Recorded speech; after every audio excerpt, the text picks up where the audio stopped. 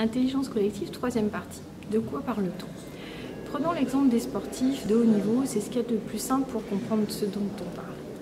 En fait, quand ces sportifs-là, pas tous, mais certains, sont au maximum de leur activité, de leur sport, qu'il soit notamment collectif, parfois ils atteignent un niveau dans l'exercice du sport où ils ont l'impression de dépasser leur force habituelle, c'est-à-dire qu'ils contactent autre chose, ils se sentent un peu comme en transe, c'est-à-dire qu'ils voient les choses autrement, ils ne vont plus avoir la même perception du temps, comme si le temps s'était déployé, ils ne vont plus avoir l'impression d'être en train d'être compétitifs avec l'autre, ils vont vraiment avoir l'impression que tout se joue, tout se fait, mais dans une sorte d'harmonie, que ça fonctionne tout seul, et ils sont juste abasourdis des résultats en général qui sont assez spectaculaires.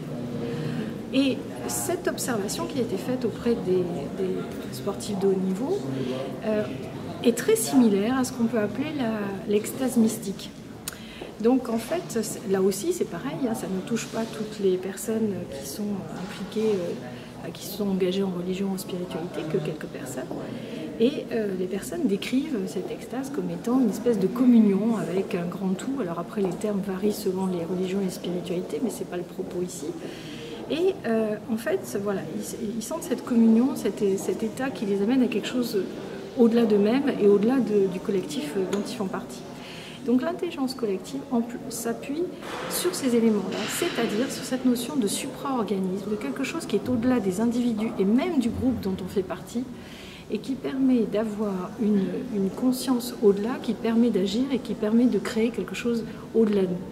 Donc après, il y a cette connexion à ce qu'on appelle le tout, donc chacun va le nommer comme il veut, mais quelque chose qu'on sent être au-dessus de nous. Et c'est ce que les biologistes ont essayé aussi de rendre visible avec, par exemple, les bancs de poissons, en se demandant comment ils arrivent à fonctionner ensemble. Et c'est pas juste en s'envoyant quelques signaux, il y a quelque chose qui a l'air de marcher, puisque ben voilà, les poissons se télescopent pas, ça a l'air d'être très harmonieux, et en même temps ça va très très vite.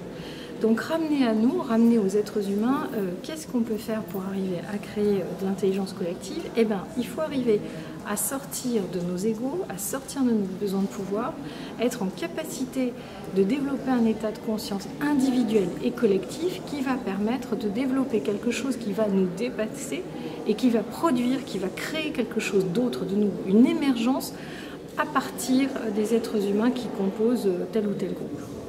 Voilà de quoi il s'agit.